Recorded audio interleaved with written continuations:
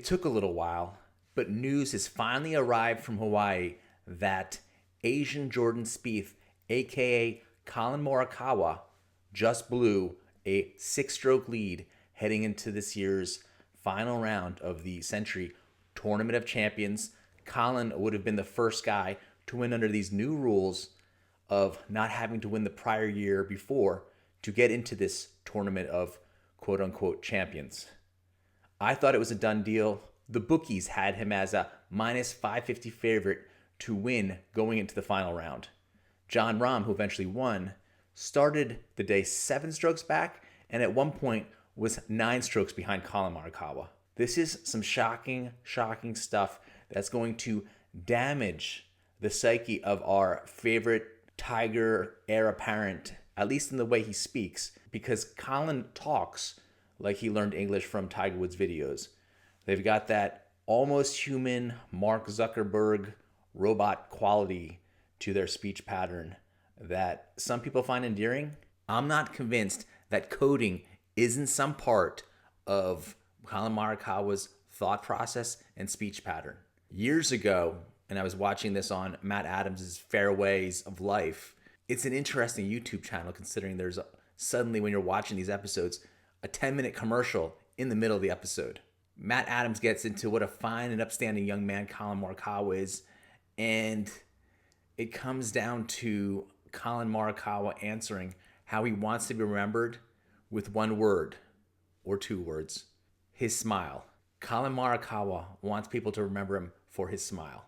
And that's why he lost yesterday to Jon Rahm, who very cleverly, and 2 big thumbs up from Big Boy Pants Golf, has Rambo etched into the back of his wedges. So again, you got one guy who identifies with Rambo and another guy who wants to be remembered for his sweet and precious smile. Who do you think won in the end? I was scrolling through Instagram and I saw the last 2 short game shots he hit. The Instagram video I saw had Collin Morikawa thinning a bunker shot over the green, which was on the short par 4, 14th hole, and then failing to save par from 10 feet, which means bad bunker shot, bad pitch, and bad putt.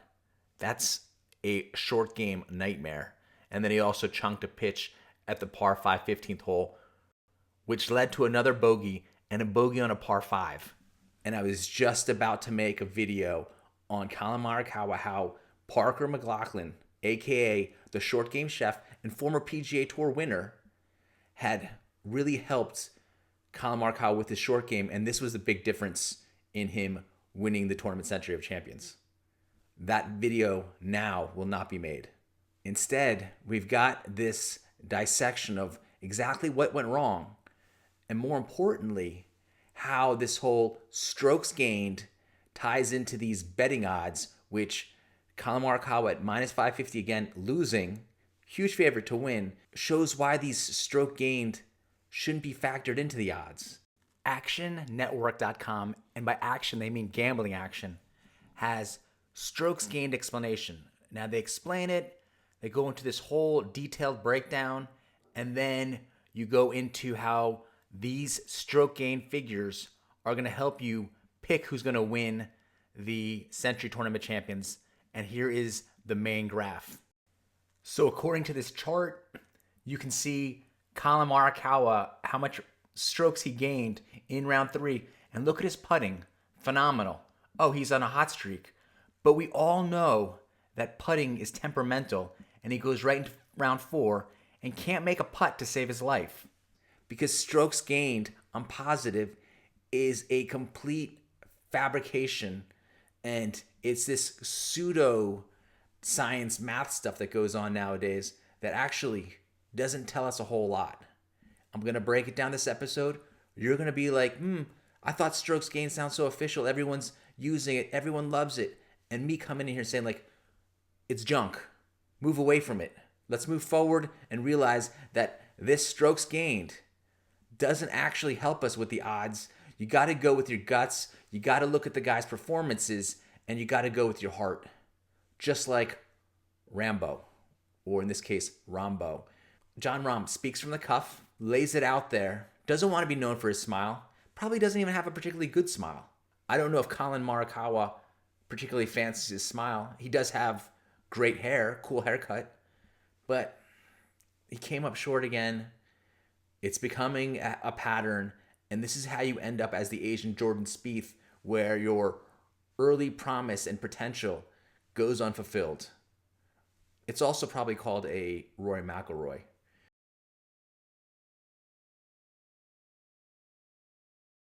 Maybe it's a sign of the times, but the reporters actually make it a point to focus on the feelings of Jon Rahm and Collin Morikawa. One reporter asked Jon Rahm if he feels bad for Collin Morikawa. Jon Rahm is trying to win professional golf tournaments. These things happen. So the reporters, for some reason, want everything to be about feelings this day. How do you feel about this or that? The only feel you have on the golf course should be on short shots and chip shots and putting and maybe wedges. And then another reporter asked Collin Morikawa after he's blown the 6-stroke lead and keeps his non-winning streak going because he hasn't won in a year and a half or 2 years, if this is the low point of his career, to which Collin's like, yeah, I can't think of anything worse than this moment. Why are these reporters so focused on feelings nowadays? And how do you think these guys are going to feel? Jon Rahm, historic comeback, did an awesome job. And now you want to show up as a buzzkill with trying to make him feel bad for the guy who blew the big lead. Sorry, no. And Collin, I mean, obviously the guy just blew what was basically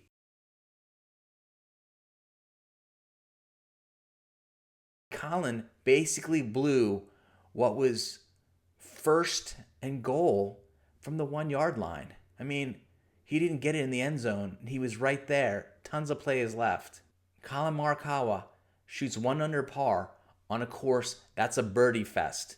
Cameron Smith, the year before, set the PGA Tour record for under par on this course. I wonder what short game chef Parker McLaughlin says to Collin Morikawa after all the praise he was getting, and I mean actually both Collin and Parker, for the transformation in these strokes gained around the greens that Collin was apparently getting.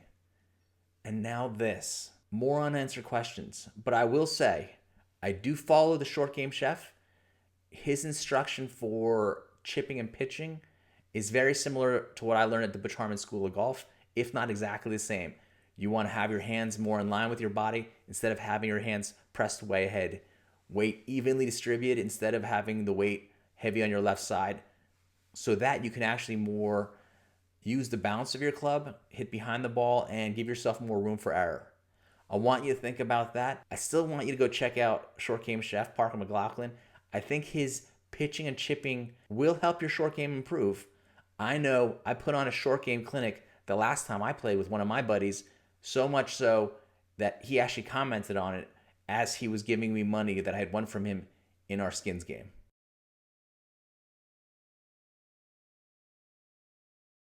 Collin Morikawa, do not hesitate to reach out to me, your Asian golf brother who's also based in Vegas. We both know physically the techniques you're working on with Parker McLaughlin are spot on. So it wasn't technique, it was something up here. There was a glitch in your golf matrix. Hit me up at bigboypantsgolf@gmail.com and I will put together a special team of mental gurus, probably comprised of at least 2 Ironman competitors, and we're going to turn you from Collin Pretty Boy Smile Morikawa to Collin, if he dies, Morikilla.